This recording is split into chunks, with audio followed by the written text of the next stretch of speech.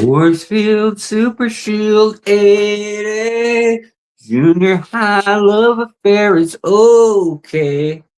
Hop on the big wagon, cause I'm so cow. I'm digging fast as I can. I'm running as fast as I can. Doom, doom, doom, doom, doom. And I can't say the name of that song. Does anybody know it? Are we hearing any sound yet? Is somebody crying again? There's still no sound? This is a YouTube issue then, because I have sound. I'll type it. I have sound in, oh, it's working. It's working. Woo! Okay, hold on. It's working. Yeah. Okay. Well, that's one thing to not worry about, I guess. So yay, sound. How's everybody doing? I wanted to we got some activity going on here that I can't let you miss out. There's some excitement going on in the tank. So first we're gonna turn around and see that. Let me see here. I'm streaming through a third-party app because YouTube is just, man, they can't do. I'll rant about them on another night, but lately, man, they're just failing so hard. I want to honestly be on a different platform. They're doing so bad for creators, so bad. Okay, so what I wanted to show you guys, though, can I zoom in? Can I zoom in?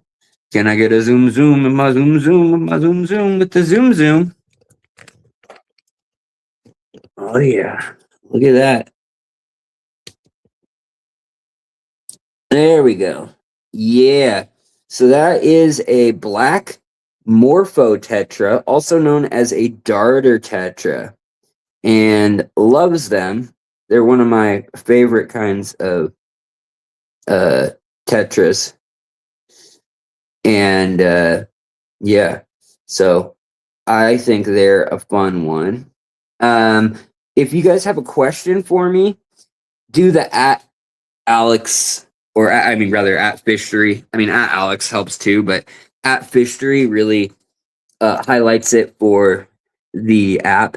But anyways, I've got 5 of these darter tetras in here, and they're so shy in a bright lit tank that it was dumb of me to put them in here. But they were so inexpensive at Aquarium Co-op. They were listed as glow light tetras. And then they realized what they had, I guess. But they were only like $6.99 or something originally. So I got a bunch of these. And yeah. Oh, Bambi, you know the song. Okay, so yeah, the part that I was like, I don't even know if I can sing it is I am showing live streams, but the other one isn't working. Yeah, well, I don't know what's going on with that. YouTube is a freaking mess right now. I can't even begin to unravel the madness. Seriously, absolutely bizarre. Their audio's not working. There's a lot of stuff not working right now. Their audio, but also their like upload a thumbnail, load like what you're even just the title, like getting it to type out, it was having errors. So I don't know what's going on, but yeah, darter tetras. They look like they do look like they have binary writing on the side. It's really funny because unless they're happy, that blue does not show up at all. And the red does not show up at all. So in the store, these look like just pale nothing fish. Yeah, YouTube, massive company with one job, right?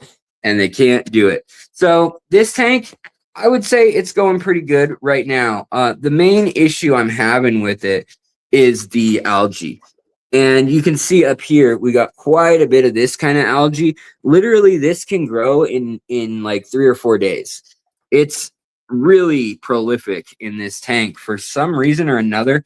I think, to be frank, the issue I think is that they start you off with the ADA supplies at such a hot level. Like they have you put in root tabs. They have you put in Like the extra formula. They want you to put in the liquid tabs. They want you to put in the power sand. They want you to put in the pellets. And that's fine if you're gonna like have a tank this well planted from day one and like be firing on all cylinders and I guess like doing water changes of 50% a day or something. Literally that aggressive. And I don't want to do water changes of 50% a day. Now, because they they recommend things like that, I have actually been doing very, very aggressive water change schedules. Like every probably 3 times a week, I'll change the water 50% or 60% on this thing. And that's going to have to slow down to like once or twice a week. So I don't know what you guys think of it yet, but so far we got the gold gouramis, the trichogaster tuna, and we got them in here doing their thing, and they're happy go lucky. I don't have any snails or shrimp or cleanup crew or anything going on in here yet. The shrimp that I had in here either got massacred by the sparkling gouramis, or they got moved. They got put back in their old tank. So kind of an odd situation that I'd never seen sparkling gouramis eat like adult Neocaridina sized shrimp like so aggressively. I've seen them like kind of pick on them here and there if they're out in the open, but this was like full on hunting, like the movie Predator. Like there would be a freaking sparkling gourami out under one of these branches or something, and it would like drop down and just grab the shrimp and pull it back up, it back into the bushes, and that would be the end of it. And you're just like, oh my gosh, one more shrimp down. So yeah. How are we doing, guys? Hey, MC Aquatics. Thanks for having me on your stream. I'll have to come back, or you'll have to come up here on a stream soon. I was late and literally thought like, for once I'll be a little bit early. And then we hit traffic, and then my wife goes, "You think you're going to be early, huh?" And I was like, "Yeah, because they're doing it in Central Time, and so it's an hour behind." Because at first I told her, "Oh, it's at 7 o'clock," and she goes, "You're a total idiot, right?" And I was like, "What?" And she's like, "There's a whole other time zone called Mountain." I was like, "Oh, duh, I know that." And then I was like, "Oh my god, I know that." And then panic sets in, and I'm like, "Oh crap, I'm half an hour late at least." So I'm sorry about that. I am sorry. Right now, what I'm doing is I'm just cleaning up any debris in the tank, and just hanging out with y'all. But I do want to talk. Have you guys seen this crazy news about Dr. Tim? And really, like, people are saying, "Oh, it's a scandal between the ACA and Dr. Tim," and I'm like, if it's true, the way Joey and KG Tropicals have mentioned it, it sounds like it's a straight up crime. Like, sounds like you'll probably be hearing actual police involvement, and the fact that we haven't yet is making me wonder about that. Because here, let me tell you what is alleged in a moment here. There is a lawsuit, and it is a horrible thing to do, but I think there's something more to the story, and I don't know yet. Obviously he's not talking to anyone. I did try to put out my feelers and email him as well as the ACA. No one wants to talk to me, that's totally fine. That's okay. Like I haven't really tracked down like the official way I should contact the ACA. I just talked to friends who are in it and in the know kind of thing, and it's okay. I don't need an official statement. I've kind of felt like Joey decided to go and put more information out there than maybe I would have even at this time, because discovery has not occurred yet.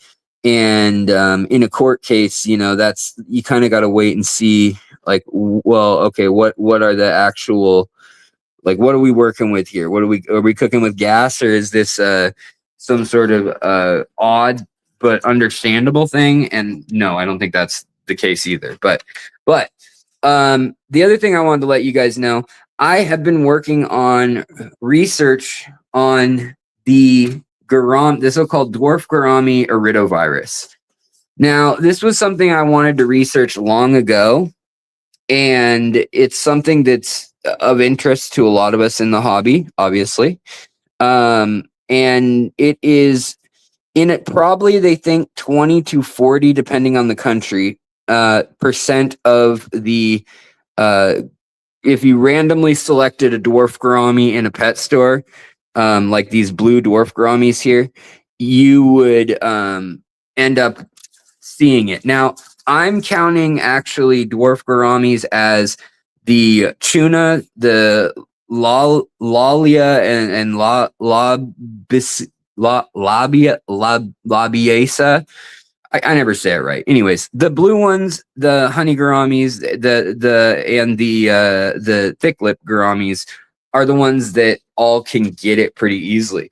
But what is interesting is the butler did it. Yeah. What's really interesting is I did not realize that this is a bigger deal than than we've been informed.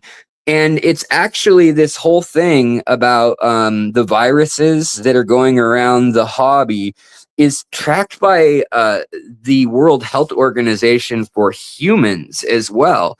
And I actually spoke with a physician, and he's like, yeah, iridoviruses are no joke. Like, we have been afraid, we haven't ever seen it, but we've been afraid that those would jump from livestock in fish and so forth to humans. But the bigger scare than that at the moment is that it would jump from saltwater to freshwater. Well, that jump already occurred, and it was not very well publicized. Like, it happened, and it is kind of old news at this point to the medical community, but they call it well, I should just make a whole video on it and outline it all, but I've got quite a bit of research. I'm pretty far into this topic, and I'm probably researching way more than I need to know or will ever share with you guys on the channel, just because I'm curious. You know, like, they've been doing a bunch of genetics on the phylogeny of the actual virus, because they haven't been able to stop it or anything, but they definitely have been able to figure out, like, where it came from in the wild. Oh, I just knocked that off. Oh, whoop. I got one of the gourami poops while it was falling. You know, these gouramis, they're like ancestors. They leave these curly Q poops that are long. So these dwarf blue gouramis, these are the ones that are well known in the hobby for actually having the virus and being problematic, right? I think a lot of people, probably a lot of you guys even present here, I would assume, know all about that.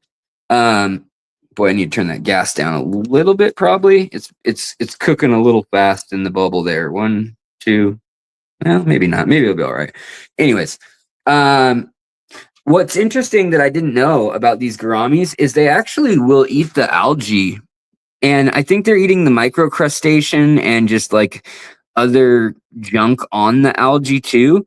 But I'm very shocked at how readily they will eat algae. And in this tank, the other thing, I'm gonna do a video soon about taking care of a true fancy aquascape and CO2 when you have planted tanks like this. Some of the hidden tricks that you guys don't see when someone is putting something in for yes Lollius and Labius. Is it Labius or Lablius is the other one, the thick lip one? And then there's the tuna, Trichogaster tuna. Anyways, but things like this. So like the fact that this is such an unwieldy plant here, this Rotala atra, and I'm starving it of nitrogen. So it puts out these white feelers. These root these things that want nutrients, these are not the anchoring roots, they're the nutrient roots. They're reaching for the ground. That's why I've bundled everything like this with lead, and it literally is in clumps by species for a lot of the pieces. Same with this Potamogeton gayi.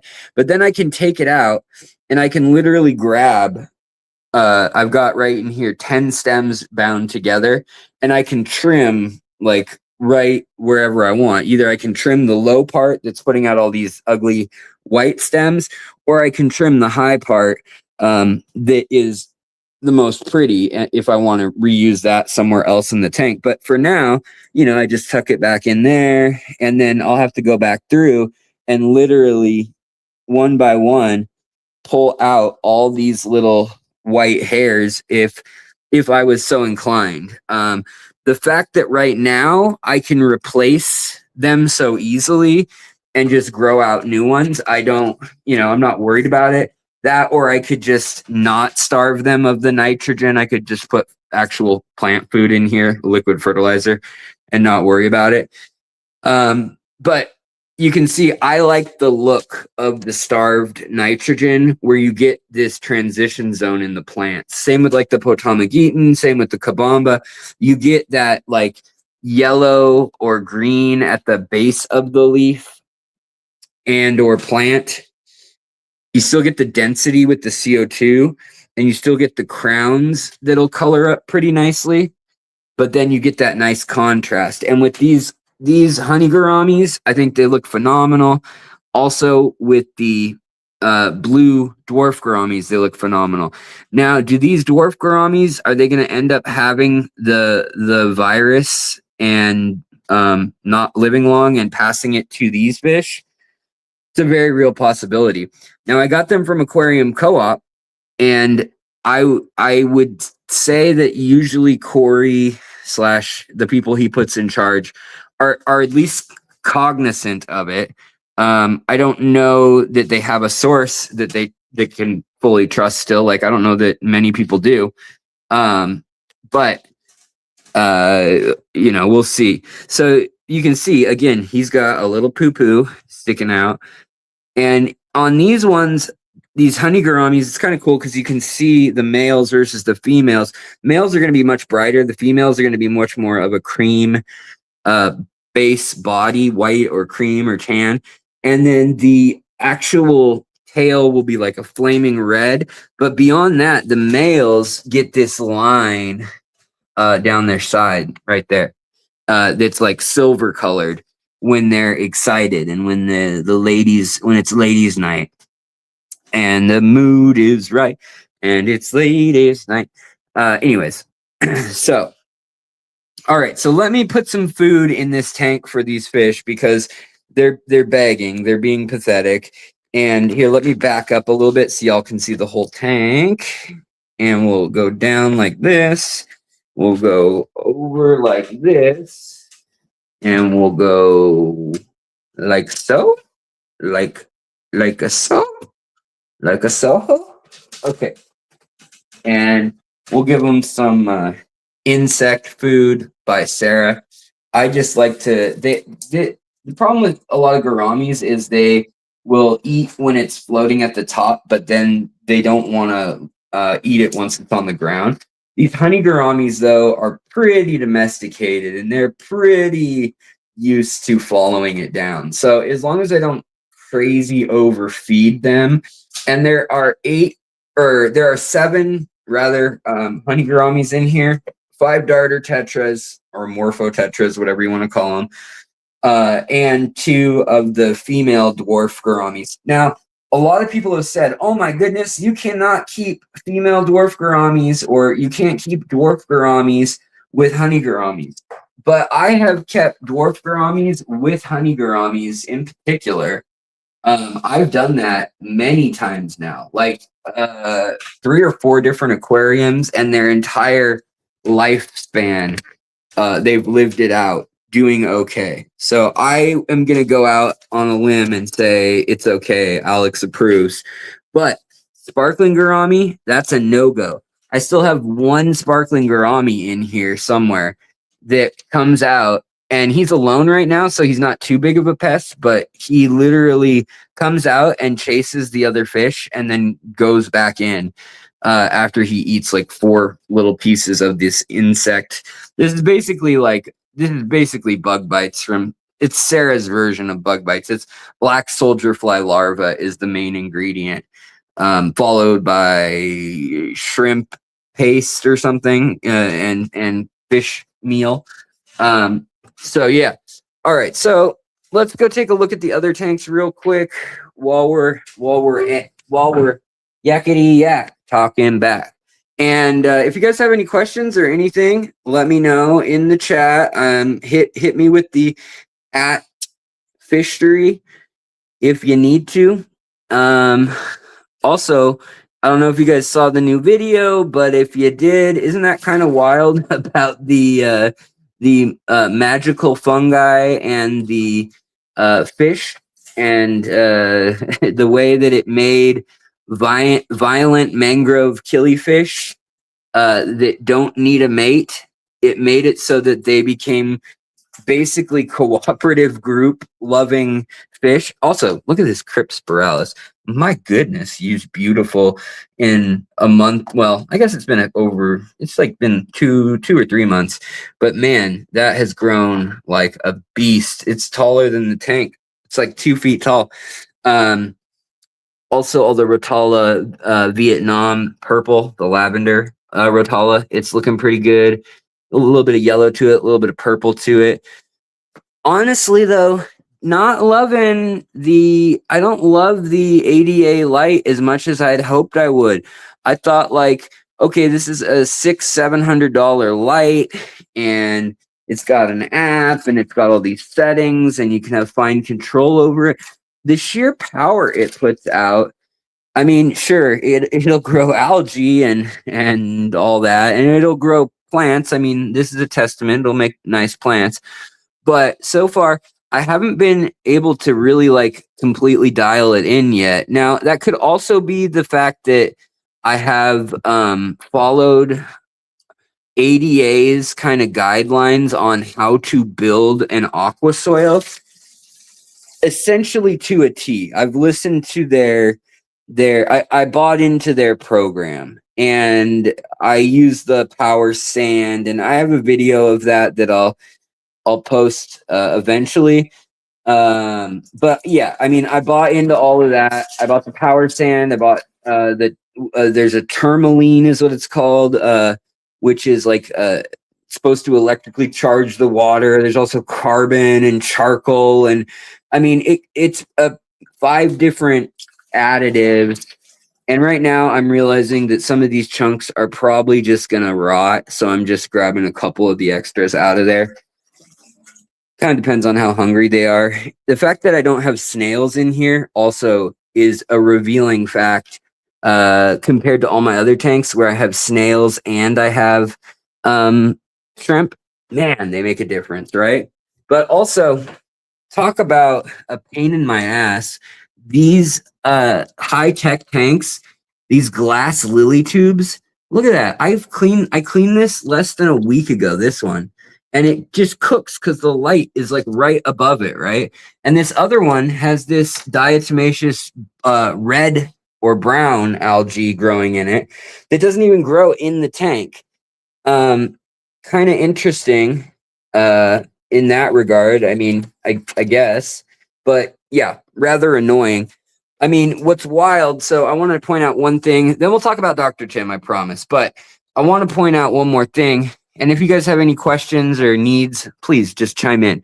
But so this is called Hygrophila triflora right here. And we were able to get, and I just knocked it up so it's pregnant. No, I knocked it up so it's going to come floating out of where it was. Oh, we got a snail hiding. Look at, we got a baby snail. We got a castaway. We got a castaway. But this tank has such soft water in it. Watch this. That when I get, well, hold on. When I get out of the way, buddy. Sorry, girlfriend. But when I get a snail in this tank, they are so malnourished by KH and GH that they're completely translucent. So while I will, like they just come in on plants and things that I brought from other tanks, but it's kind of amazing where they'll survive. We'll replant that later. But I wanted you guys to take note of both. I want to show you guys high tech and low tech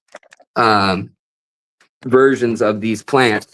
So obviously Rotala Atra and Blood Red Dragon, as it's called.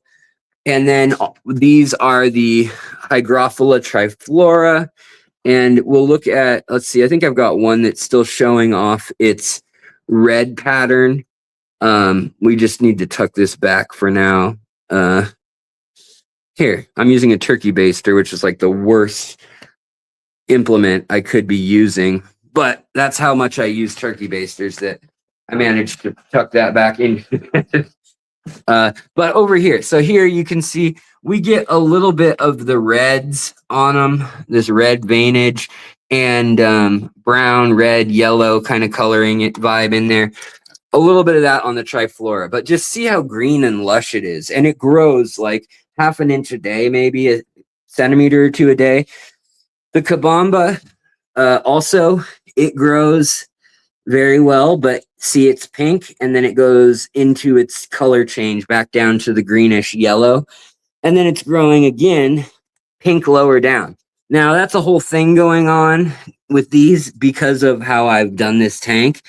But again, these are just tucked in. They're not even, those ones are not even planted. And that's why they're putting out these crazy feeler roots. These aren't actually anchor roots. These are the I need nourishment roots. And that's because I'm starving nitrogen. As soon as I put nitrogen in there, or maybe when the fish have pooed for a week or two more, then maybe we'll start to get more of that. Yeah, also with such soft water, there's like no minerality to it. Now over here, this is, I tossed in the CO2 2 days ago in this big tank. But you can see this was growing for all intents and purposes. This is it under strictly highlight and optimal soil in a old tank, right? Bacopa, you can see that's the same plant, but you can see also the yellows, the greens, only the top is really pink. And that's a pretty big difference compared to the other tank. Now over here, this is what I really want to show you. So here we've got really intense light in a low tech tank. And what I wanted to show you was the triflora. So the Hygrophila triflora looks just like crap. Look at it. This is that big green plant that's growing lush and huge in the other tanks. And in here, it looks like a red-headed stepchild that someone has been neglecting. That would be me, I guess, neglecting it. Moss grows great in this tank, that's cool. You know, we're getting this dumb algae though. Again, this whatever, I don't know what kind of algae that is, but it's new. It's never showed up in any of my tanks, and I don't like it. It's easy to get rid of. Like it only takes a day or two of like covering the light, but then it comes back pretty quick too. So I don't like it. But you can see it's even on like the duckweed, which that's weird. Most duckweed has some algae resistance. It doesn't have a cyanobacteria resistance, but it does have an algae resistance. And the same is true of moss. A lot of moss grows actual alcohol or I shouldn't say it like that. It can produce a chemical reaction that makes either methyl or ethyl alcohol, and that's what stops a lot of moss from temperate regions from ever freezing hard.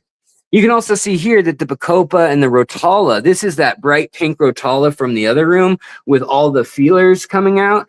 Now, it still wants more nutrients that it's getting, so you can see it's still putting feelers out even in this tank. But the older pieces, they weren't doing that. But look how small that is compared to the, I mean, literally, the one in the other tank is like this big of leaves. I just knocked these leaves off. So yeah, pretty big difference. Also, the Samulus paraflorva, that's this plant right in here. Love this plant. It's just doing its thing.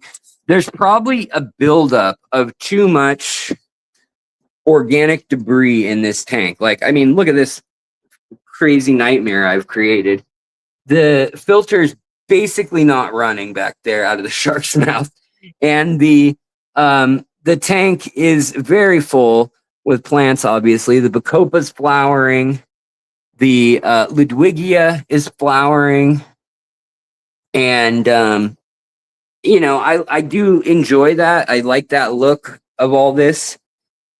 But sometimes I wonder if I should just cut it all back down and go with Iwagumi scapes again or something.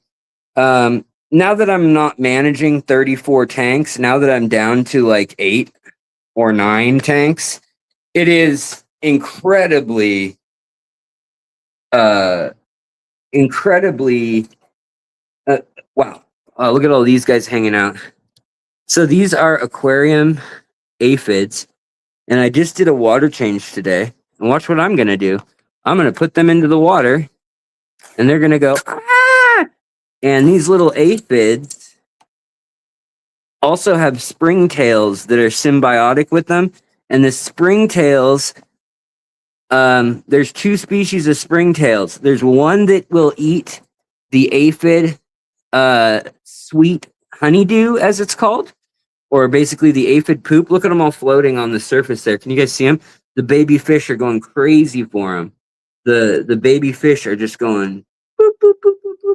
So I like to once in a while just knock all the aphids off of all these leaves, sink these leaves, just take water with a turkey baster, spray down all the duckweed and all the wolfia and all the little floating plants, and get all these guys out into the water. And then literally, like, I'll sink this much, and then we'll just scoot them out like this, and they'll go floating. They'll try to get back onto something as fast as they can. They're crafty, but both the springtails and the aphids, these are aquatic aphids, by the way. And even though they're called aquatic aphids, they actually have little hairs on them, and so they can kind of walk on water, and they can stay alive around water, but they're not fully aquatic. So see, there's a bunch under there. A lot of these leaves they just don't like. Some of them are too high up out of the water, but I like keeping them. Literally, when I was in the hospital, I have to say shout out to my aphid friends for the fact that also, this is another nuts thing. So this is that Claudophora algae, right? That is that annoying algae that I got from Florida that has never gone away. And it is like a Brillo pad. It is really annoying. It's like blackbeard algae. It's brutal. It's awful. Well, that stuff is melting off these plants right here, because that actual Claudophora algae has whatever this new algae is right here that's growing in this tank. It's also spread. So it's probably in all my tanks. And I already know that. And I'm just like living with that, embracing that. Watch this. We can also shake off all of those springtails and aphids over here. And look at them all. look at them all on the surface of the water. We'll scoot them out. But look at all of the little aphids jumping around. The fish will go up there and start eating a snack in a moment. If I back off, they'll all start heading over there. But yeah, look at the other thing, that Crypspiralis. Remember in the other room, it's like 2 feet tall. These are the same tissue culture starts. They're, I don't know, 3 or 4 inches tall there. Pretty wild. The difference that CO2 and spurts and yada yada, all that makes. And then obviously in here we got all the shrimp and we got all these little golden ram's horn snails. So you got a shrimp here. Oops, scared the little shrimpy. There's also shrimp over here. And we got the endlers and the guppies, which, you know, they're cool. I like them. They're fun. But reed tetras, I really like them. They're my real favorite thing to watch. And I've got about 20 of them in here. So when they're in the mood for food, which those little look at all of the little babies are in here now, and they're going wild at the surface. All the little guppy and endler fry, they're eating all those little bugs. Well, all these guys, the reed tetras, when they come out and swarm something that they want to eat, boy howdy, they will eat. They're like locusts. They will eat anything and everything in front of their mouth, just like crazy. Also, let me get back to where I was going to. Let's talk about Tim. Let's talk about Tim, the scam man, probably going to be in jail. No, actually, I don't think he's going to go to jail, unfortunately. I have a suspicion of what's going on, and I want to know your thoughts. Okay, let me get this set again. Oh, backlit, Alex. Wonderful. That's the most flattering lighting. People love it when you just fit backlit and you got schmutz from something on the fish tank just sitting there on your collar, showing up in the light just perfectly. Yeah, that's great. Like that. What's up, Sonny? What's going on, Robert? Steiger, too. Good to see you. And Isopod Agenda, I did see that. Saw you coming in, buddy. JP Jeffries, what's up? Is that what the little white jumping bugs are? Aphids? No, aphids are black. Well, their babies are white. They shed about 2 or 3 times, about once every 3 or 4 days to a week, depending on the temperature. And then after 2 to 3 weeks, the babies are basically adult size, and they look like stink bugs or like a little beetle kind of. They've got like a head and then like a rounded body, but you can kind of make out the head and sometimes 2 little antennas, and then 6 legs. And they're black and very tiny. They're about the size of a little bit bigger than a period in like maybe 8 or 10 point font, like in a book, like at the end of a sentence, maybe like a comma. Oh, we got a question. Okay. Alex Angel Denton wants to know, I have a 20 long. I want to stock some coolies, but I don't really know what else. Okay. So coolie loaches, obviously a fun, what is going on here? A fun fish.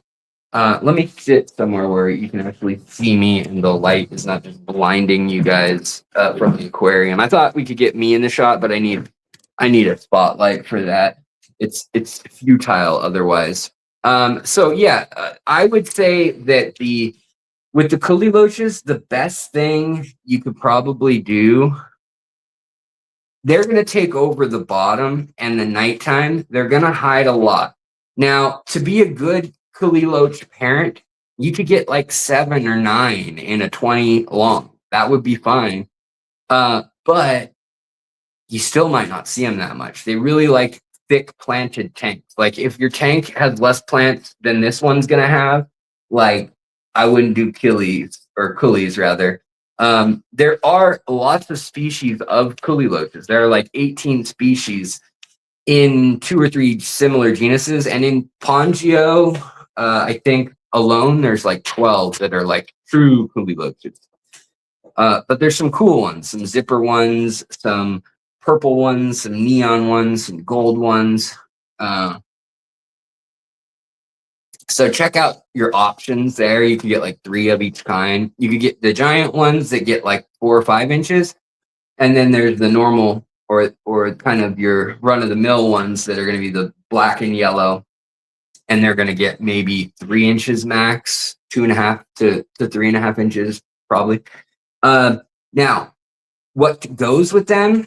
I wouldn't get many corridoras or baddest or sparkling gouramis or anything that hangs out at the bottom. Cribs, pistos, things like that.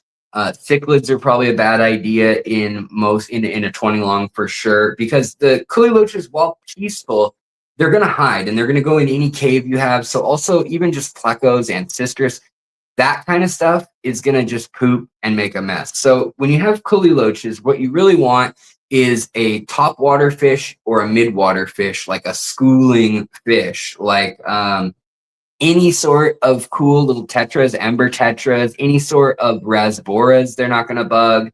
They don't really bug shrimp a ton either. You could definitely have some Amano shrimp or some Caridina or a Neocaridina. I wouldn't put Caridina with them just because of the cost, but they'll usually eat the newborn babies that are like itty bitty, you can't even see them kind of thing.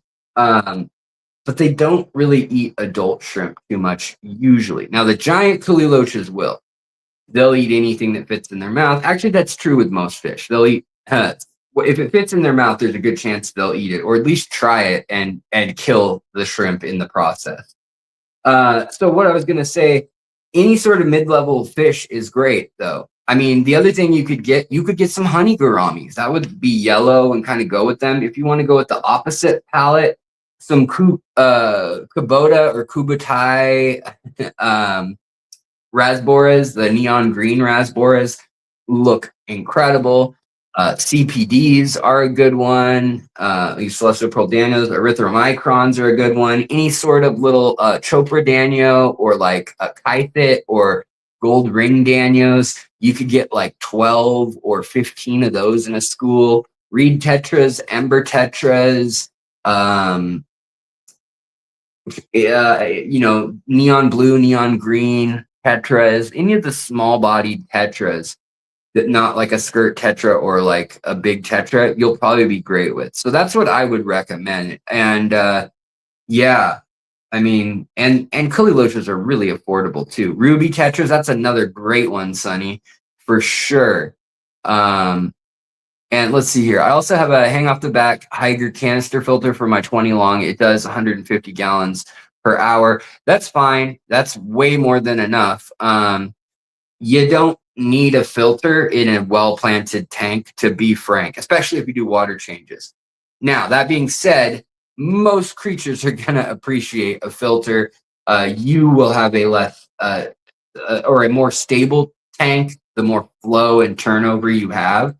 But if you look in some of my content, you can see where I've kept like a tank with no filtration, just light, even just natural light coming in the window, and sustained, fish for years.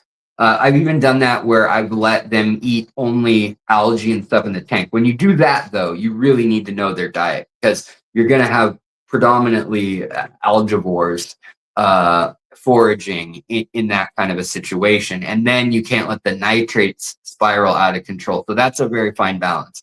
But yeah, chain loaches, yo-yo loaches, stuff like that. If you were considering that, you could maybe put something in there that's small. Yo-yo loaches, though, zebra loaches tend to get a little more aggressive. Now, they'll be out in the daytime, and they do get big enough that they will probably leave the Kuliloches alone. But I would just probably stay away from anything that invades in their space at the bottom if you want them to be as active and visible as possible. That's the bottom line.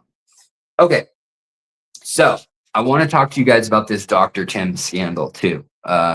Before before. Hey Joey, what's going on, buddy? And hey Jill, and also Sydney Peterson. Hello. Yeah, sucker for chili raspberries. I know.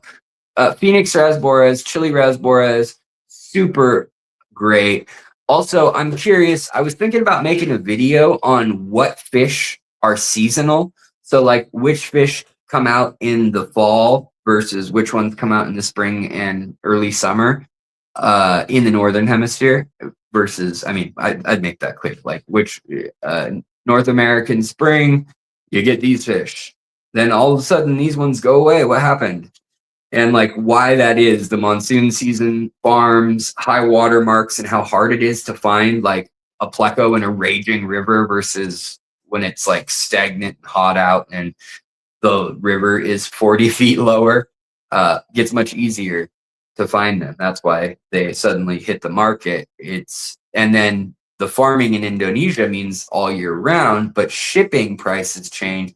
And with the holidays and things, we could get into all that. So that's another video I have in the works, along with the iridio virus and the megalocytes virus class, iridophore or iridocyte and megalocytes viruses that are just ravaging. In 1989, there was one that showed up in Southeast Asia, and it hopped from place to place in Singapore and Malaysia. And at that time, those were very poor countries. Well, not as much Singapore, but Malaysia was a very poor country compared to say, the US. And the angelfish got the illness that was very similar to what this is, except it went airborne. So literally any droplet of water, I think it was humidity over 20%, was a large enough droplet to literally, like, without HVAC or some sort of, HEPA filter screening, that was in a humid complex, it was spreading. And it made its way by the 1993 to Florida. And they had to kill 4 million or 5 million angelfish at about 7 or 8 farms. I think it was 93 to 94. They started noticing a problem, and they culled some fish. And then it wasn't until 90, I think 5, that they realized this, like, we can't get rid of this angelfish iridio virus.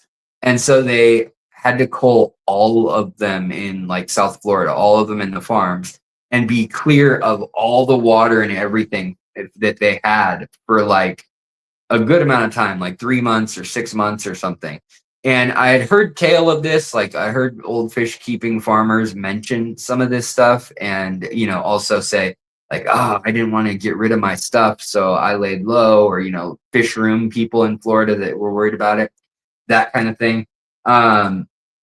And what's interesting is that it is very closely related to this gourami virus. Now, the gourami virus is being called this dwarf gourami virus, but it actually got transferred from saltwater fish, which it's known to occur in 54 species of saltwater fish, and it hopped from temperate saltwater to tropical freshwater. And it went into lamp eye killies, and it went into powder blue dwarf gouramis as the first victims.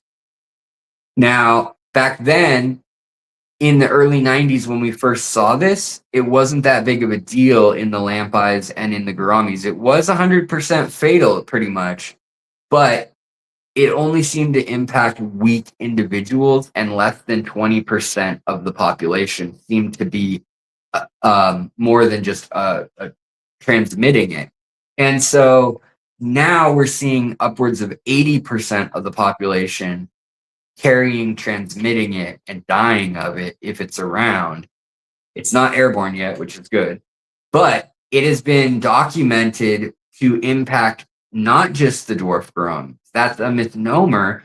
And now they have the pathogenic reports of actually like a number of species that it's been killing. And what it does is it causes necrosis of the spleen and then kidney. And it then gives them like a blood poisoning and septicemia of the blood, and they die. So yeah, the other problem is, so when that's in freshwater fish, then it can kill. By the way, we got some gouramis fencing or showing off as we speak. These two little honey gouramis. I think it's two boys. I can't see. Yeah, it's two boys. Showing off for each other, saying, I'm stronger. No, I'm stronger. No, I'm prettier. And one of the males is too young. He doesn't have his black stripe yet. He's got his bright colors, but he doesn't have his big stripe. And so that one in the back's gonna win. But it's funny because the powder blue dwarf gouramis are interested in their little tussle here. As you can see, the female honey gouramis could care less that these two males are fighting over. These two males are fighting over who's the hotter stud. But anyways, so yeah, that gourami thing, the iridiovirus, the dwarf gourami iridiovirus, as it's known, could get really bad. It could. Man, I want to film them and do a species spotlight. Anyways, later. But yeah, wow, he's really going at it, guys. Look at him go. Now, these are bubble nesters. So when they're actually like ready to spawn, they will do a dance that's way different. Here's a female. And they'll do a dance up at the top that's way different. This is like almost making a nest. It's very odd. You know, actually, I'm a little confused. I think it's two males, but I might be wrong. I think they're just showing off strength, and that's one male that's not mature and a male that is with the black line on it. You can see there's another male with the black line who's not even bothering. That's for sure a female that's just zoomed by. This is probably another male. Those are both females. But I can't tell for sure. It's very yellow, but it is like mid-battle. So, or mid-whatever. But they haven't made any sort of bubble nest. And they're a bubble nester. So anyways, what other species is it transmitted to? So that's the thing we don't know yet. But it's for sure pearl gouramis, moonlight gouramis, honey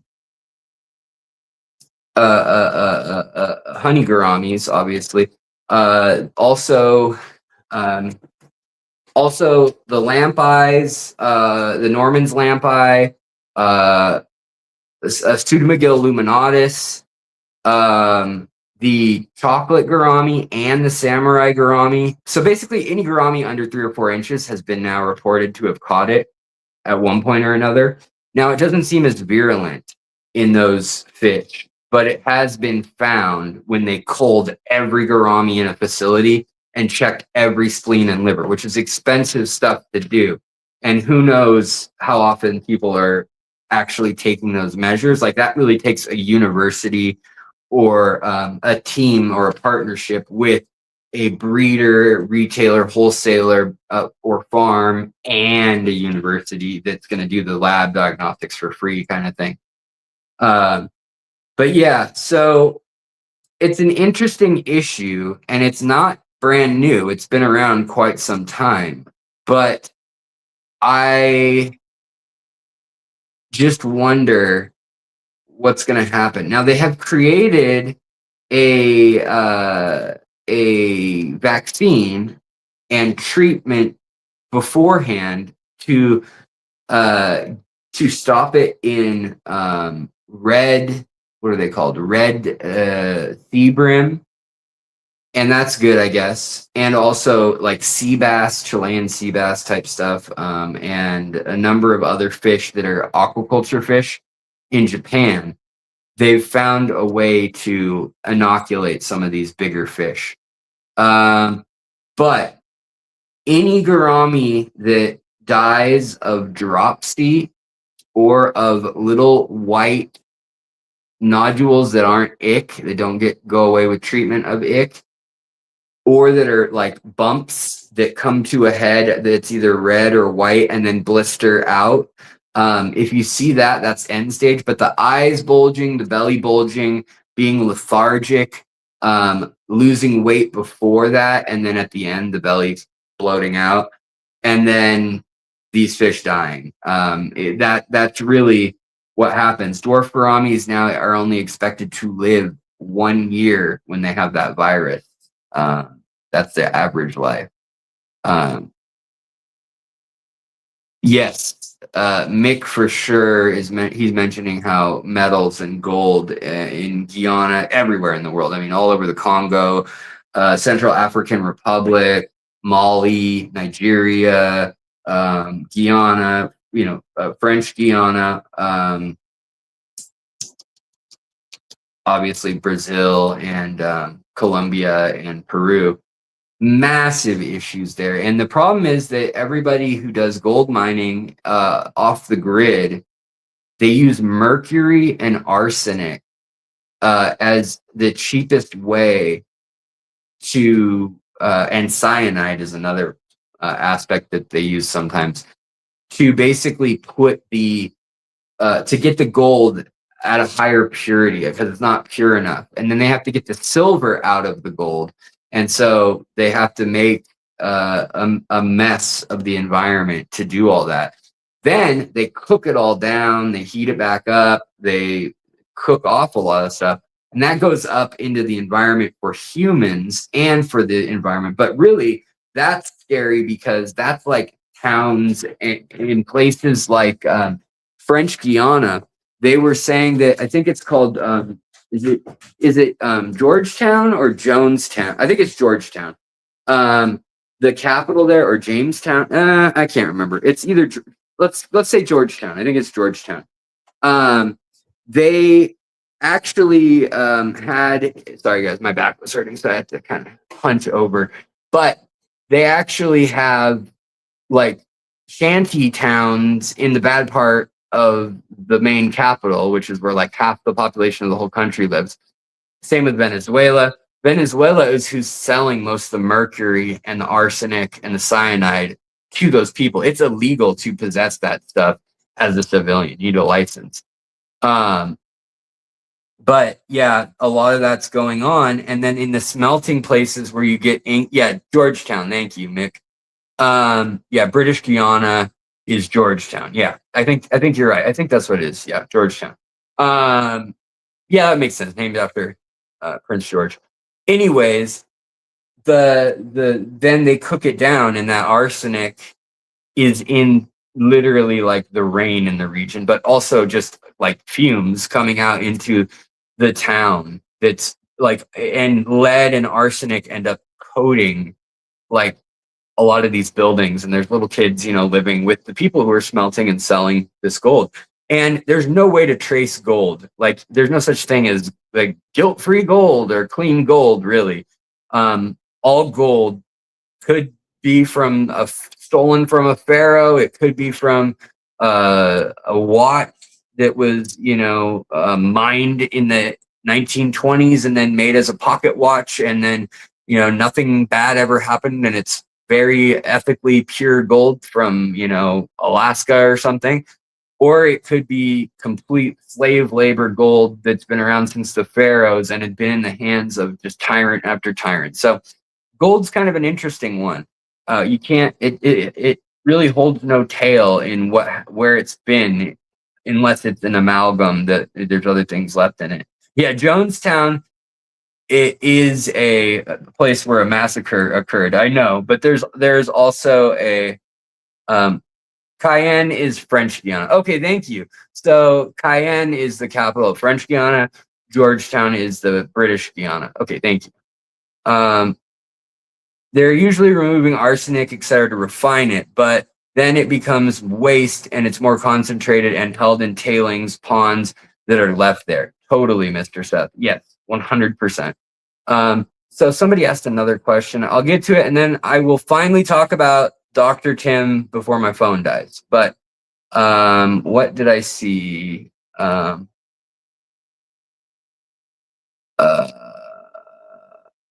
So Artistry Aquatica mentioned that the gold honey gouramis, the females have the line and the males have the like the dark color.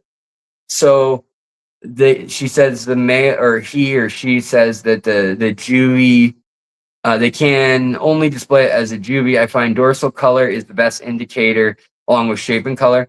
I do tend to agree with you on that, but the problem is I have two groups of the honey gouramis, both from Aquarium Co-op, which are both from the Wet Spot Aquatics, is I know where they get them, Cichlid Exchange.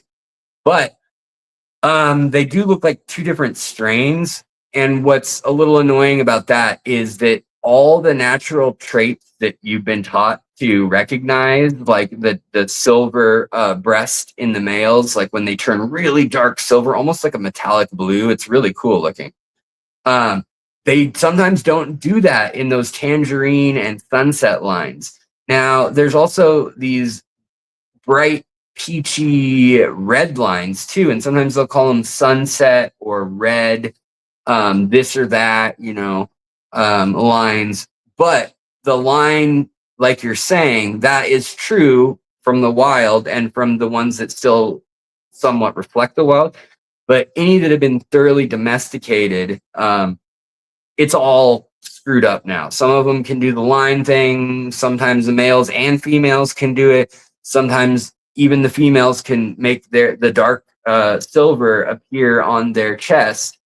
It's really frustrating. And it's because fish, their genes for gender are different than like humans. Like their genes are not fixed to the X and Y chromosome.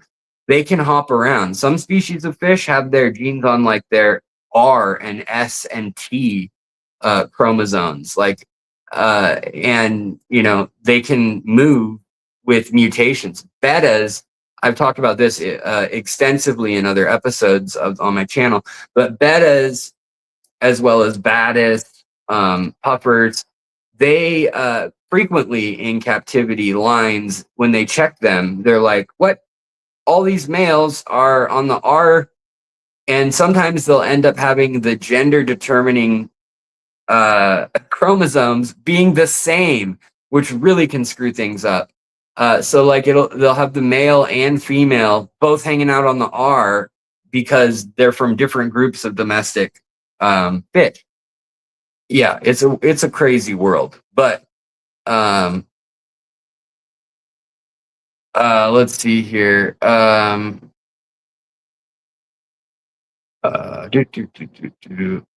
Okay, so would it be enough nutrients in plants for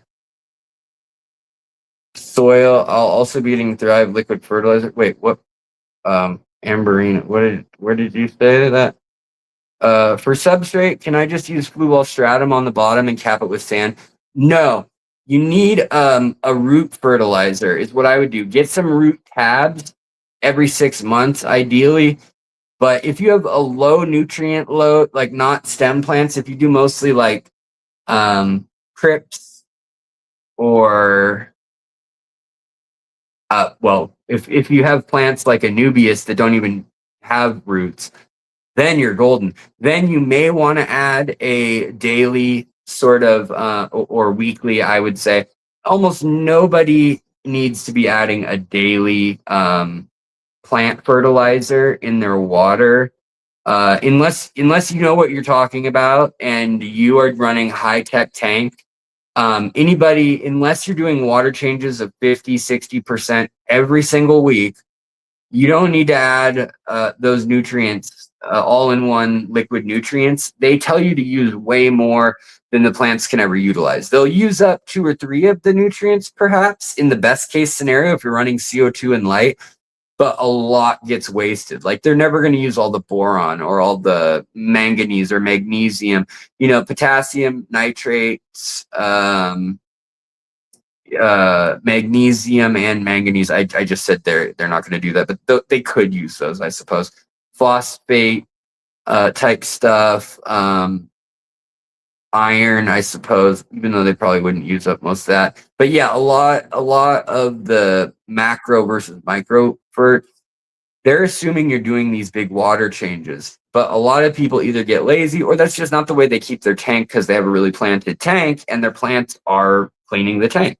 And so they might do a gravel vac once or twice a month, do a water change every 2 or 3 weeks of, you know, 20 or 30% or 50%, maybe once a week. That's more of the average hobbyist I see, especially longer term. And in those cases, I would say root tabs are your best bet, especially if you're sand capping it and you don't have fish that are digging like geophagus or something that like earth eaters that do that.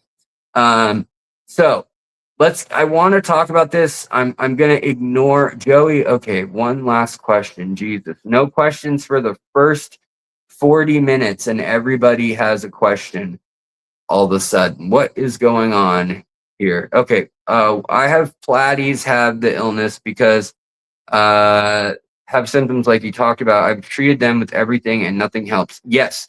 Mollies, platies, swordtails, all have been Zophophorus helleri was found. It was the 4th species of freshwater fish in 1993 documented to have the iridio virus from gourami. So yes, I would consider that a possibility. It's not the most likely thing if they haven't been with gouramis that were sick, but if you've had them with dwarf gouramis of any sort from any big source, you know, unless you got them from Dan's Fish, that's really the only place I'd trust. He's been testing a while. Most places won't test. They'll just get rid of them and never sell them when they're holding them for a week or two. And if they die, they're like, okay, well, you know, 20 of these 150 died, so we're going to just not sell them. They probably have the virus. But yes, platies, definitely, you know, swordtails, mollies, they can all end up with it. It's like I said, it's not there are a lot of diseases that fish can get though, but I would say, you know, it's a possibility. So if you've tried everything else and it seems to be passing from generation to generation, and here's the main thing, the incubation time. If it seems to be like some of them live a year and they're fine and then they just up and die, that's a giveaway that it could be some sort of wasting disease or virus. Especially if you keep clean tanks, healthy tanks, and everybody does okay for a while, and then they just die in droves. And I don't know the answer for, like, should you restart yet? I want to interview some experts and ask, like, realistically, if this thing is that prevalent, what should we do? You know, because there's probably a lot of people with it.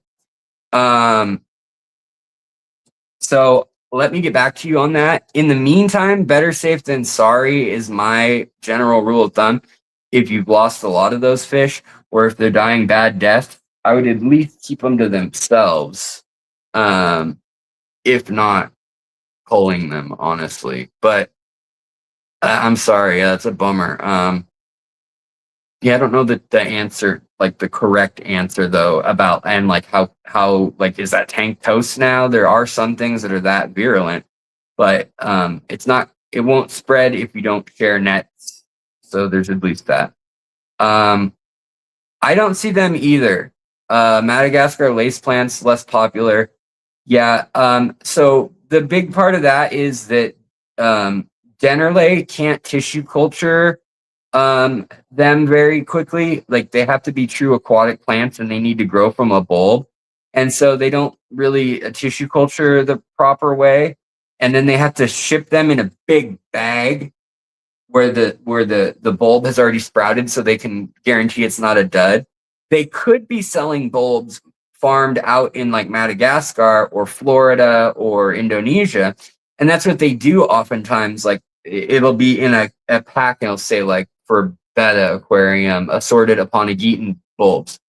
But what happened was the Florida aquatic nurseries and watercolors, I believe it was maybe it wasn't watercolor. There's two massive nurseries in the United States for aquatic plants that got hit by a hurricane a year and a half ago that basically decimated their entire setup of true aquatic, like lilies, bulbs, stuff like that. And so they had to reset. And so I'm guessing that that's a big part of it. So the last 10 minutes here, I want to talk about if I can get them from Madagascar, let me, yeah. Try Aquatic Arts. They sell a lot of plants, and they've had them not like all the time, but more than half the time they carry it. They carry them. They have some really cool plants right now. Like they've got Bacopa salzmani purple and a number of like ovalis variegated yellow and stuff like that, which they're not even listing as variegated yellow, but I told them they should, but they're like, whatever, we're just calling it ovalis. But yeah, they've got like 4 or 5 pages with like 15 results on each one. So like 45 or 50 results for plants. And then their fish at Aquatic Arts, really good right now. Worth checking out if you're interested in stuff. Anyways, all right, let's see. Mick, can you bounce that comment just because it's foul? Thanks. Or wait, hold on.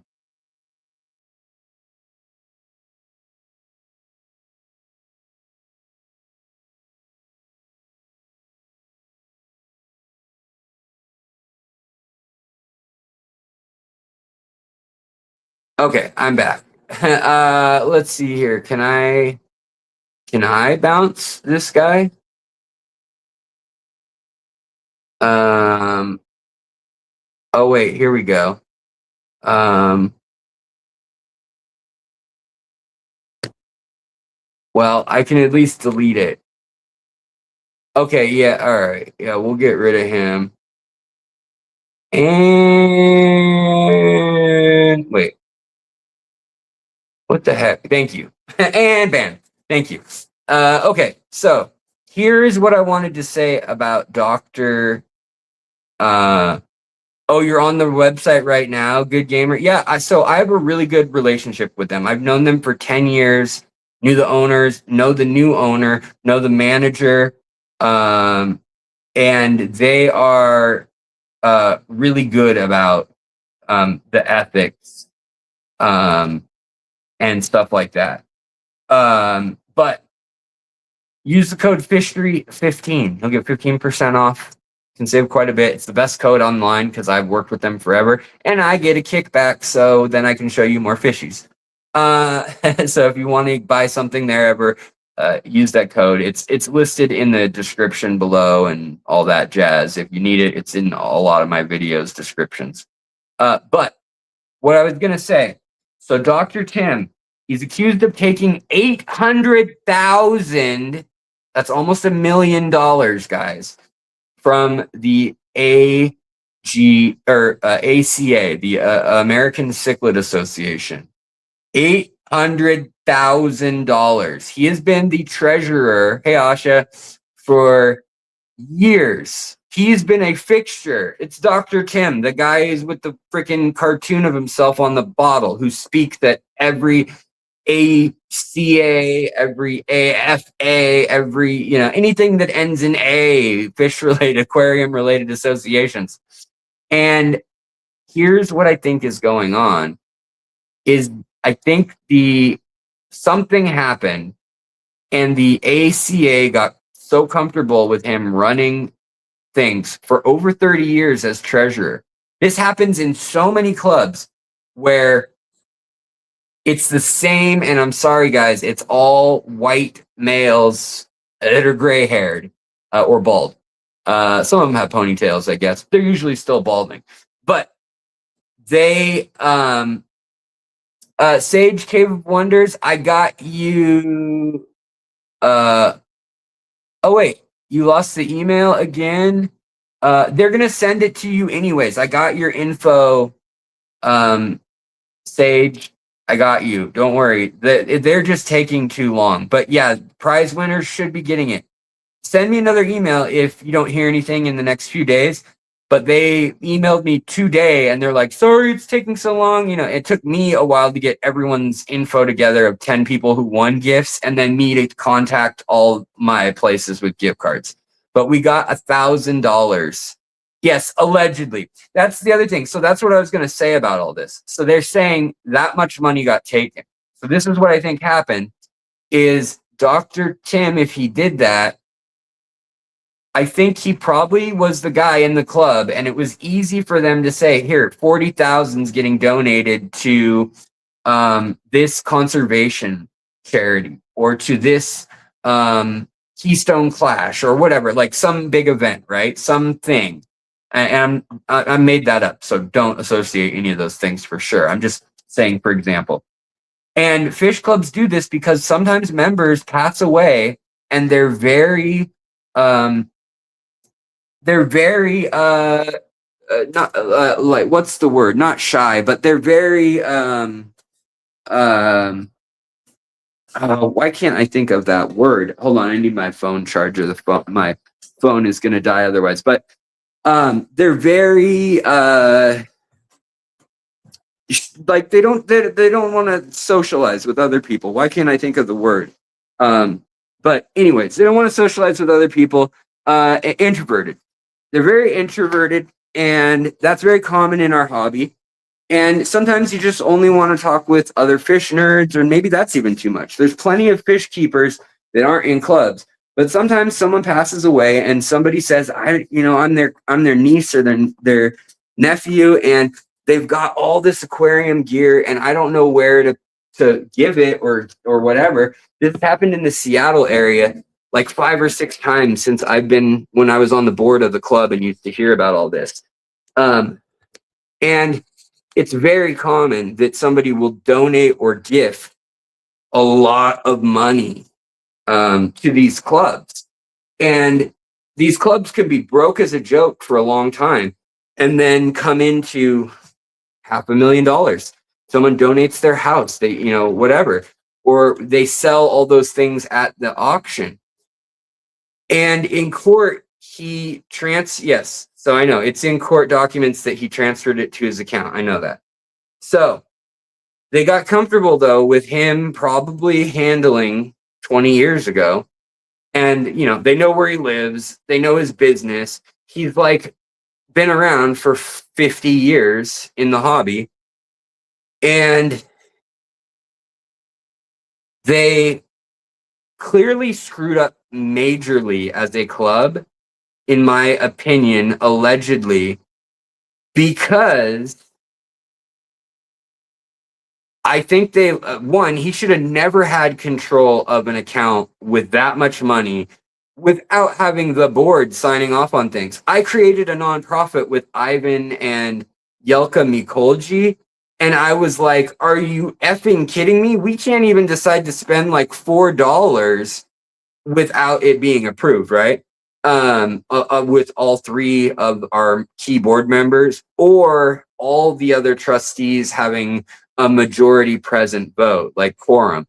So usually it's set up like that.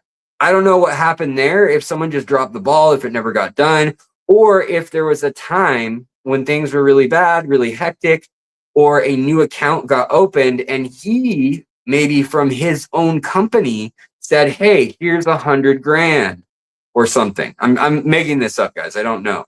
But maybe he did that so that he would have an account that he had control over and just said, like, I'm giving it to the club, but hey, that's more money than we've ever had. So I'm going to control it. I don't know. So we'll have to see what happens during disclosure. That's why I was saying I was going to make a video, but there's not the details out yet about it because there's something really missing from the picture, because they demoted him as treasurer. They kicked him off the board and they told him via lawyer to give the rest of the money. At the time, it was $400,000 that was in his personal accounts in 2024. And according to the court filings, they then said that he transferred the rest of the money in like batches of like 48,000, 34,000, 78,000, whatever it may be. They put in chunks. He put that into his own private account from the community account.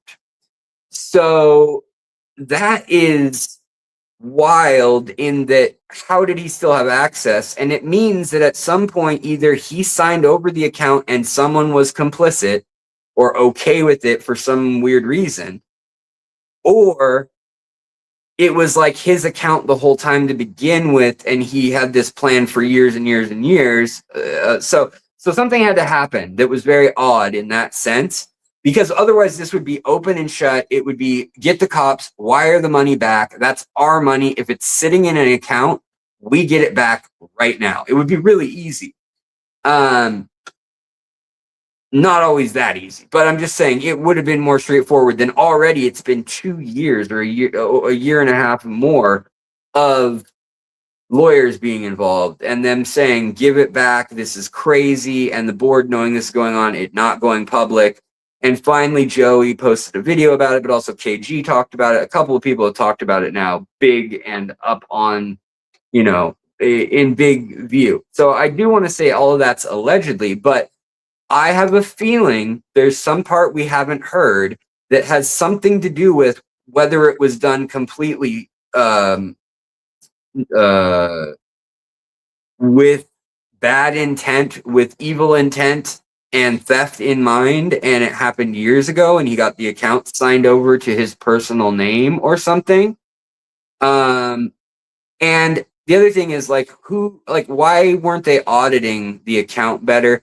They were just taking a statement from him that he would bring a printed out bank account, like you get online, and submitting that for meetings. And I know that like the Seattle club, we have multiple people other than the treasurer that are going to have hands-on account or have a checkbook for the club or have ideas of what the total is, because everyone can check and sign in or go to the bank together and look. So the fact that happens, it's really the treasurer in a lot of clubs is just a term really for the person who does the hard and what do you I guess like the official signing of things and gets the process going. Whereas a lot of people in those clubs and things, you may think that, the treasurer gets to decide and they can just write themselves endless money glitch checks. No, it's usually there has to be other witnesses, or something has to get notarized if it's over a certain amount, especially, or there have to be multiple signatories, things like that. A lot of different safety valve things are in place. Like in our club, I thank our treasurer for doing their job, but like even to pay back after auctions, after like the split that the club keeps versus what we keep, it's like they write all the checks, but then they have to get someone else to sign it all over. So someone, I get that he was the so if you say he did it, people are saying he did it, he was, I'm not saying if he did or didn't. I'm just saying if he did, something went really wrong with all their safety checks. He did make fake statements, is what I'm hearing as well. Now that is interstate tax fraud of a charity, if that's for real. So why is this not getting investigated as a big time crime already? Especially 800,000 or 400,000 even at the time. That would be a big ass fine. I mean, and jail time. That we're talking prison over 10 years for each of these things. When you get interstate wire or conspiracy to defraud, massive fraud, massive fraud amounts. So what happened is what I'm curious with. And no, he shouldn't be allowed to join another fish club. He won't be able to handle another bank account again outside of his own ever. Like Trump got a sentence for doing the same thing. Sorry, it's the truth. Maybe he didn't do it. I'll say that for those of you who like him. But whether he did or didn't, whether it's a witch hunt or not, yeah, the court can say you can never handle the financial affairs of anyone but yourself again, and they'll do that. And yeah. So the other thing is, though, those are criminal charges. There's nothing yet criminally charged against him. So that's why I'm saying, what is going on with that? That's odd. Now it could be that they're waiting to the disclosure and to have everyone have it out, and maybe they just didn't want to send him to jail. They thought maybe we won't get our money back, and the best way to deal with this is being nice and playing the long game, and he'll give us the money back, and he's got it hidden somewhere. Maybe that's what people are thinking. I don't know, but I would love to know those answers to those questions. And I felt like it's irresponsible of me to make a video, especially a standalone video that gets promoted like that online, when we don't know those things. Because the thing I am worried about is that he may be ethically completely in the wrong. He may have lied and be guilty of fraud and some sort of deception.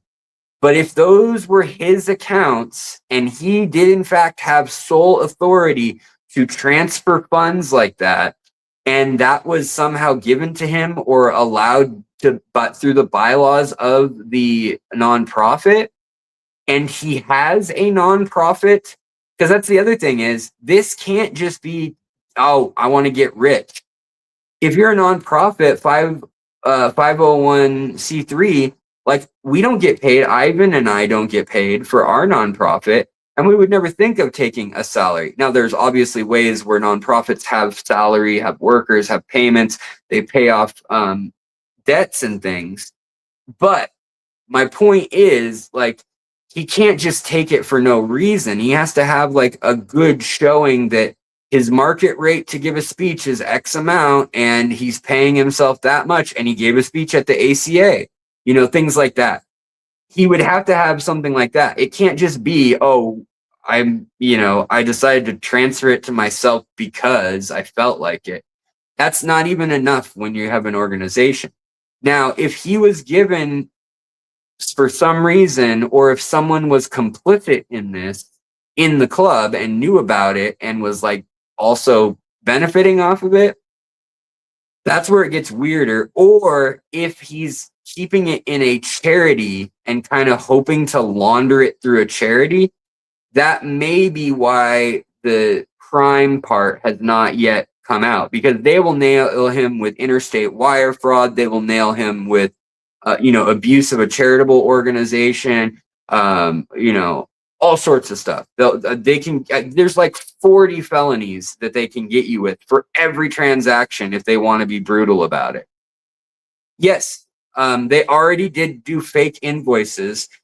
He did do fake invoices, but not like, how do you spend that much money? That's my point. So very quickly it becomes clear that those are fake, and then you have to say, okay, well, what account did it go to? And so far, the answer in the court statement says it all went to this one account that he controls solely. And so unless that's another nonprofit that he is going to try to claim legally is sheltered, which is ethically absolutely wrong, right? I think we can all agree. That could be a reason why he's not legally in trouble. Like, exactly, Abe. He could have been planning to leave and then cash out all the money from his corporation, sell his business, retire, and I don't know. That's all. I'm not saying that was what he was going to do. I'm just saying this is what someone in that position could do. And if someone had stolen $500,000 out of an account, just like that, and they faked it over time, this either has been going on so long and there's way more incidents that we don't know about, and he started small, started stealing 1,000, 500, 100, like that.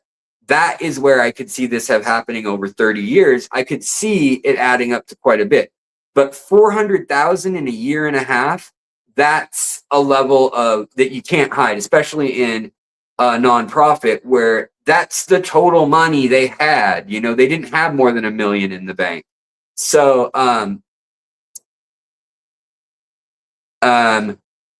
yeah, very, very weird stuff going on. But is it going to be a crime that he can go to prison for? And if it is, why isn't the state or someone else doing something? Those would be my big questions about this large of an accusation. Now, that's why I do want to say innocent until proven guilty, even though it looks real bad at this point, I will admit. But innocent until proven guilty, because why isn't he already like wanted if he hasn't still given back $500,000 or more than $500,000? But yes, yeah, flowers with horns.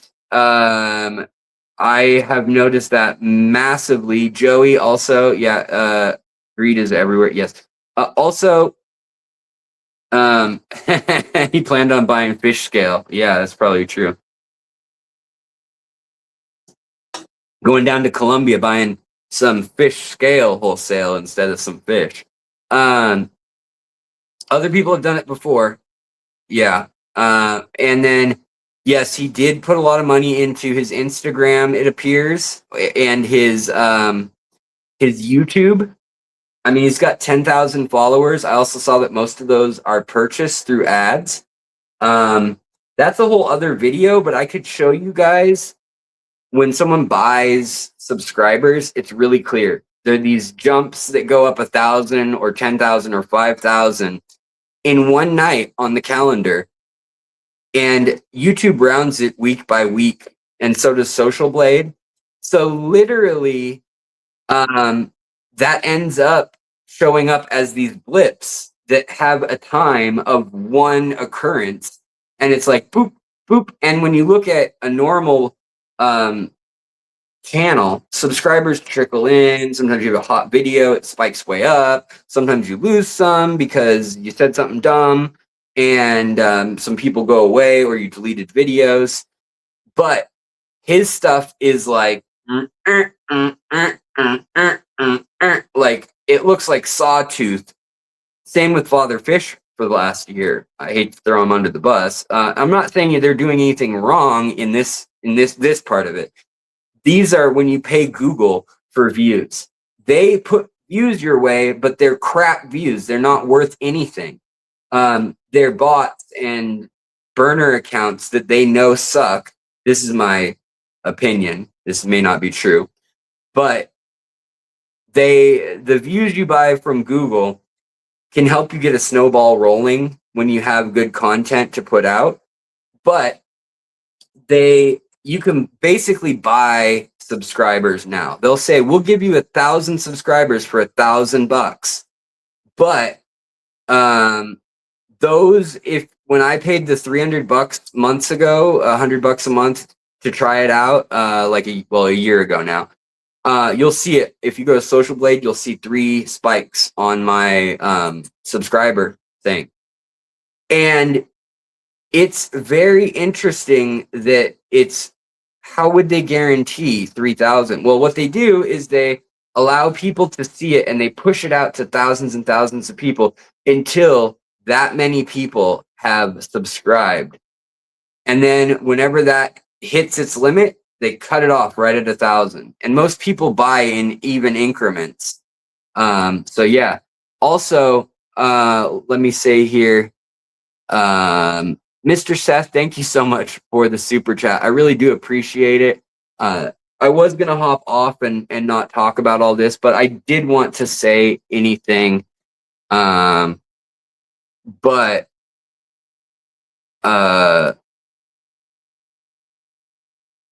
yeah, I think it's a big enough deal that we should talk about it. And it's going through court. So we can wait until discovery, I think, as concerned aquarists and fellow hobbyists. He's gonna need to sell a whole lot of that Dr. Tim's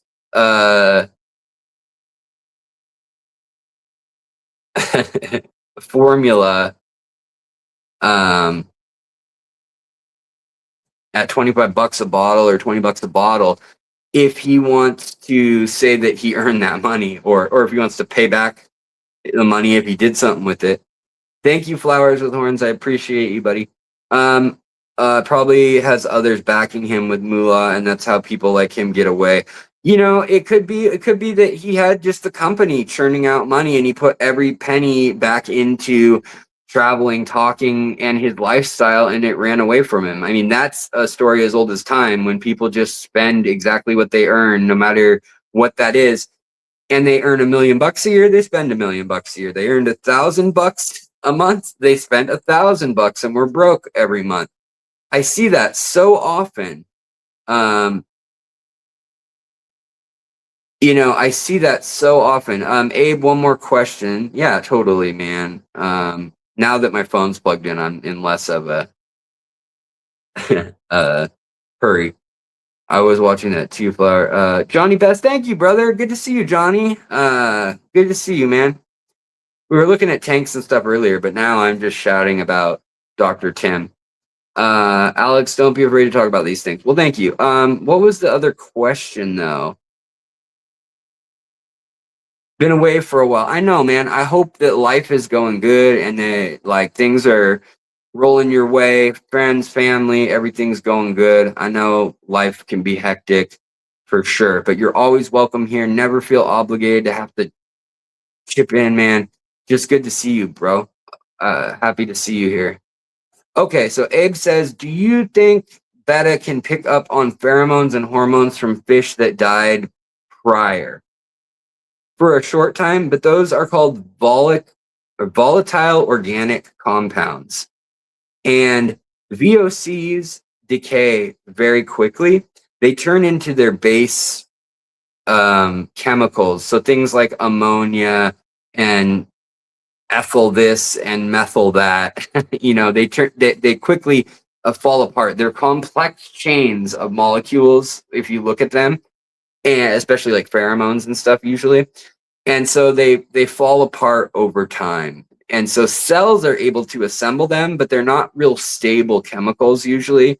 And so especially like unique markers to a fish, or like things like a specialized hormone or marker protein or things like that, those things break apart quickly. Whereas simpler, uniform things like ATP or simple proteins, simple lipids, fats that are in cells, simple sugars, those linger a little longer. They're still organic, but they linger a little longer because they're fairly simple.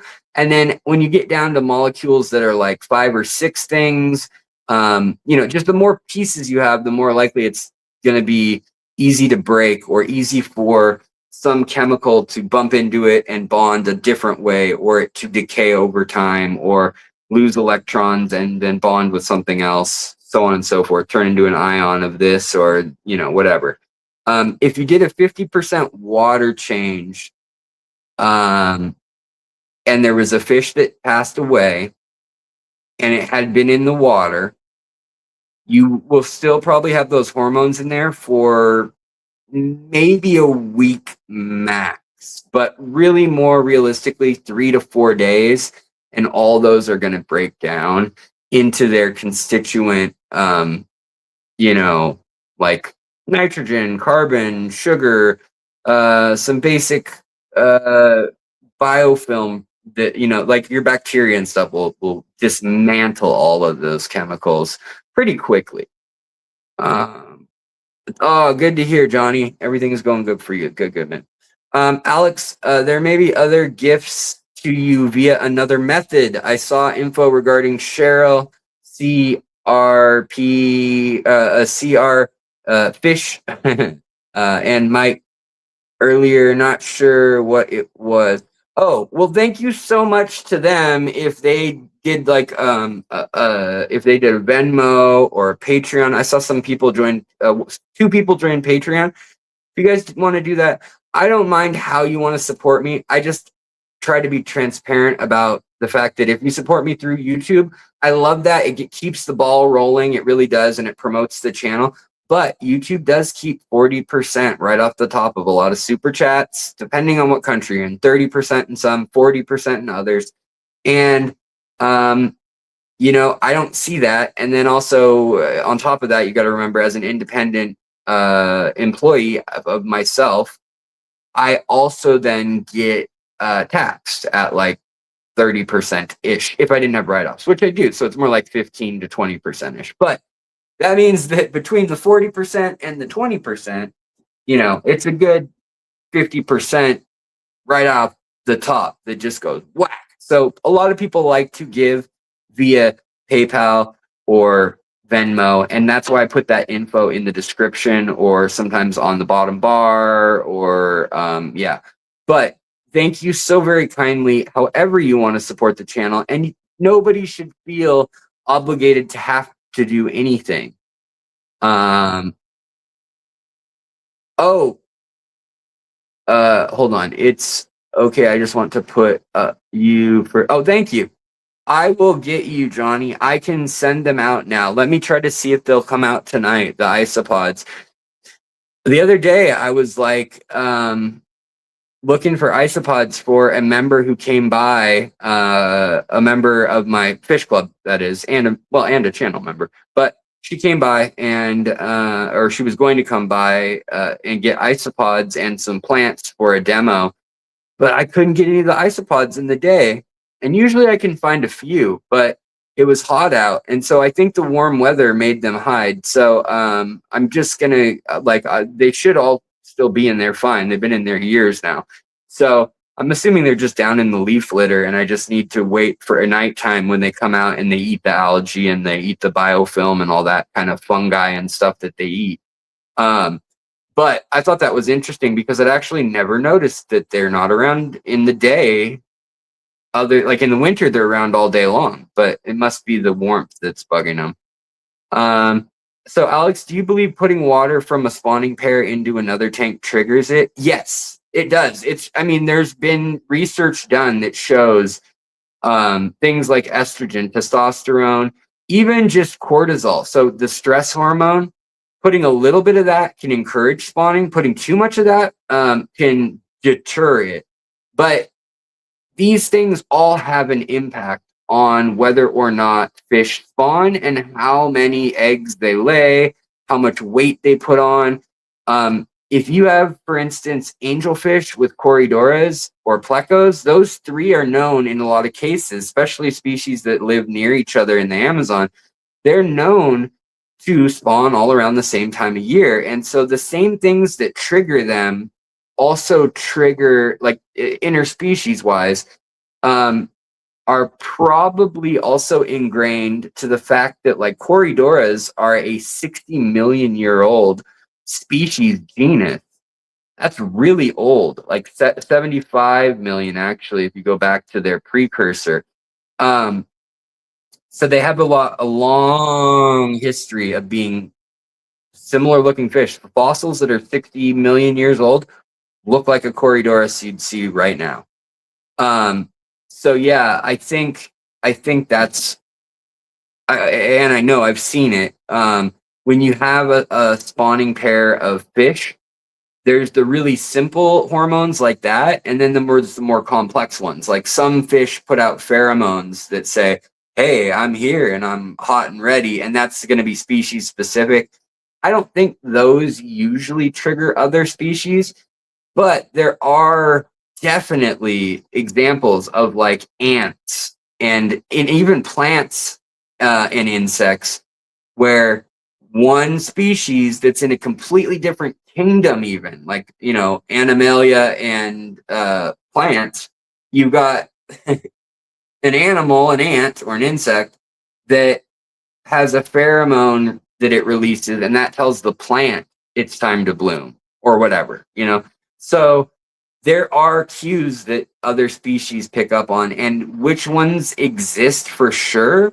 I have my kind of thoughts that usually stuff that evolved together has a way higher chance of setting one another off. But that doesn't always ring true. For instance, the sturgeon and the paddlefish, which they're set apart so far, millions and like 190 million years, or 200 and maybe 290 million years, whatever it was. It's crazy time apart since they've drifted apart as species, yet they were able to have a baby when scientists crossed them accidentally in, was it Russia a couple years back? So you never know what's going to work out genetically or biologically sometimes. But as a general rule, when stuff evolves and you've got like something like a Batis and a Danio and a Loach that all live in the same creek for millions of years, probably they have some interplay. A lot of fish, for instance, like stone rollers and shiners, you know, they'll wait for another species to make their nest or to guard a nest, and then they'll spawn so that they know that it'll be protected and that the bigger fish will keep things away.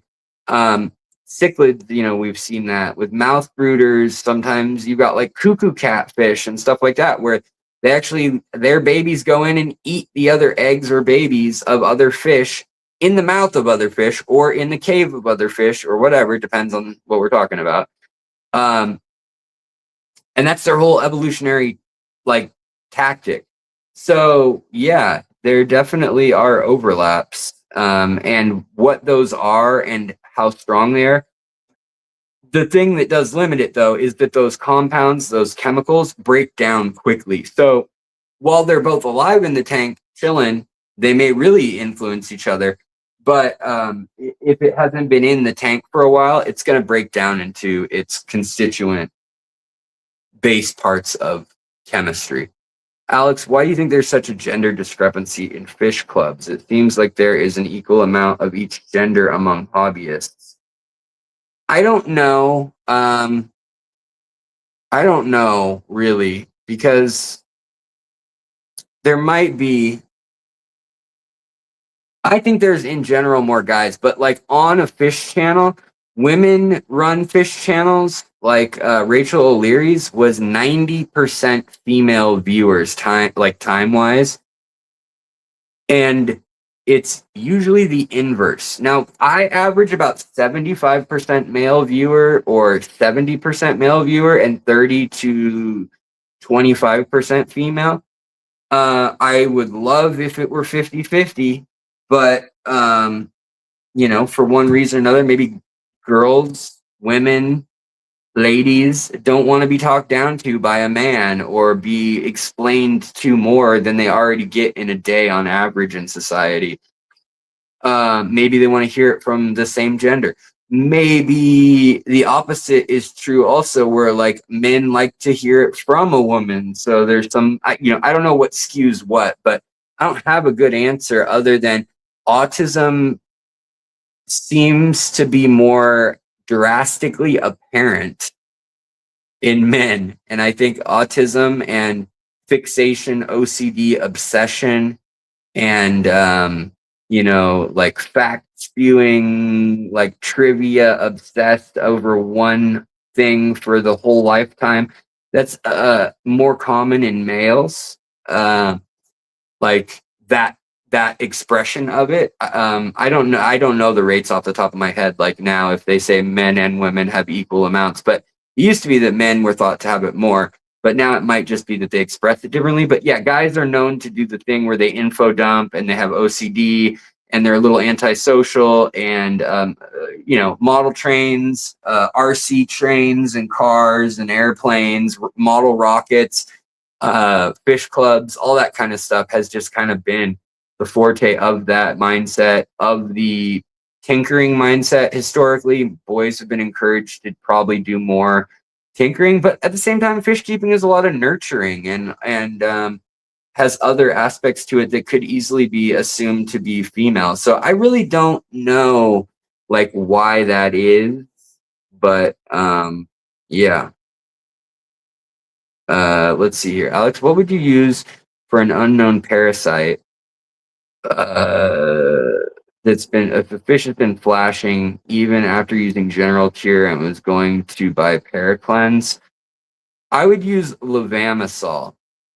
First, I would use flubendazole or fenbendazole, and then I would use levamisole. So I make sure it's not a big old tapeworm or nematode in their gut that's draining them of all their energy, or camellanus worms, or something along those lines.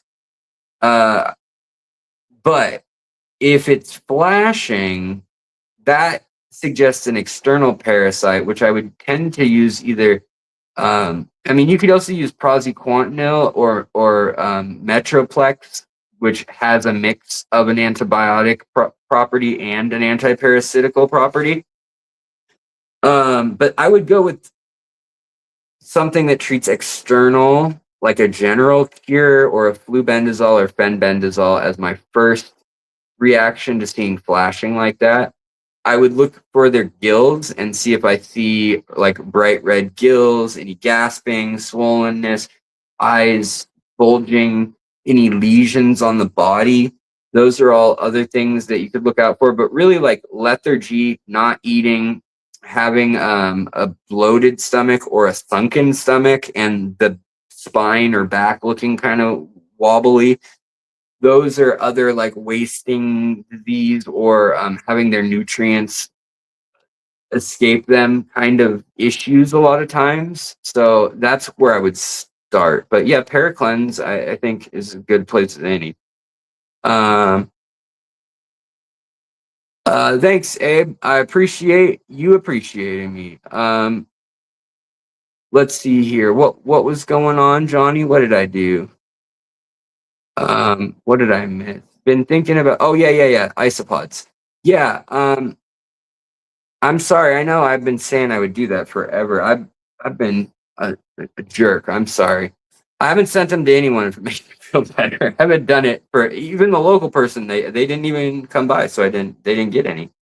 What's the best thing to do for fin rot? Well, usually that's a fungal thing. So I would treat it with an antifungal or an antibacterial. And if it's an antibacterial, if it's that kind of fin rot, you could use like a paracleanse or something like that. But usually API will have like a general cure and it'll say for fin rot, or they actually have a fin rot recipe too that I think has an antifungal and an antibacterial.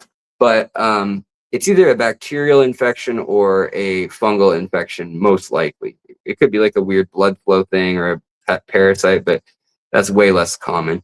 Ken Chanix, any advice to care for fry betta? I had a second batch, but I can't see them at all. I had at least 100 initially. So they want microcrustaceans. They may eat algae for the first few days, but they want infusoria. They want single cell organisms, white worms, nematodes, little critters. So yeah, you really they might not survive off of just algae, unfortunately. They may early on, and it depends on the species of betta. And they may be able to survive for even a few weeks that way, but on biofilm and algae. But I would probably assume that you need to get something a little more substantive in the protein department, because yeah, they're going to eat cyanobacteria and algae, but only like spirulina or certain types have really high, like 50%, protein. And that's really what they need as babies. And they need that like 8 to 20 times a day. They need to basically graze and eat all day long. I'm going to step outside. I am so hot. It's like it was 80 degrees and like 60% humidity here, which for in Seattle, that's wackadoo. It smells like a pool outside. It smells like a little bit even like chlorine, but it smells like water outside, which is weird. It's that humid here. guys, gotta go, but when you're ready, give me a holler. Okay. All right, Johnny. Guys, I think I'm gonna get out of here. But I am my back is hurting me, and I am. If you have more questions, leave comments for me, and I'll try to get to you as soon as I can. I hope. Guys, thanks for hanging out with me. Thanks for indulging my theory of why Dr. Tim isn't in prison yet, or may never be. The thing is, if what he did sounds pretty terrible if it's true, allegedly, but is it criminal? I don't know. I feel like he'd already be in some trouble if it was. That, or they were just keeping it low key, hoping that they'd get their money back, and that's why it wasn't brought to that level, and it might get there. So, be interesting to see what happens. Yeah, girls are forced to mask for sure. I do not envy it. I mean, I know that female creators, they get a boost in views in certain departments just for being female, but then like their quote unquote credibility and their influence and things like that, a lot of times take a major hit, or they're seen like and objectified and get weird stalkers and like all these other complex problems that come with all of that. So that's a whole talk for another day. But yeah, I feel for creators in that female creators. We are winning the autism race, guys.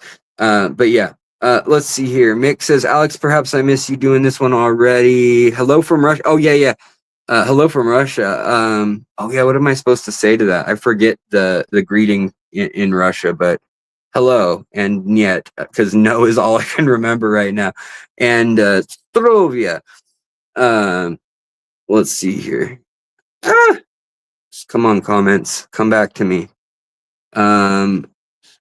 You have a Trimax cichlid. He has bloated stomach and already done Paracleanse and Epsom salt bath. Still hasn't shrunken, but it's eating and okay. It swims. I would do a dewormer. Paracleanse won't take care of real big worms and parasites that are flatworms or roundworms sometimes, or true nematodes. So I would give that a go. Oh, thanks, Ken Chanix. I appreciate that you liked the live. I'm glad all y'all that have hung out with me, stayed with me, and yeah. Oh, for sure, Joey. I will definitely say there are definitely girls that are just as raunchy as guys. I'm not saying that there's not. I'm just saying that you can come on here with good intentions, and the internet's not. It's just like a public shopping mall or a public street. You're going to be subjected to the treatment of being in the public eye, and that is a weird thing. I mean, I've had 5 stalkers on this channel. There's a reason I don't show my license plate or my address, even though anybody who really wanted to find me, they can, and they have. I've had people show up before. Also, I've had a rough life. I can take care of myself. I'm not really worried, but I don't know that everyone feels that way. I'm somebody who conducts their life in a certain way, just in that I lived for years on the street side of things. So to me, it's kind of just, I'll always have this keeping an eye on what's behind me kind of vibe. Anyways, guys, I'm going to go, and I hope everybody has a wonderful night. I hope everybody is feeling empathetic, taking care of their critters, their people. And you guys, of course, take care of yourself, or you can't do those other things. So, do that so you can keep doing what you do. I'm going to get out of here right now, and stay posted for more content and whatnot. And otherwise, hopefully, I'll see you guys Friday in stream, as long as I'm not sick for some Lord knows why. All right, check out Ben Queller's Wasted But Ready if you want to know the song from the beginning of this stream. Much love to all of y'all. Have a good night. Bye bye. Force field.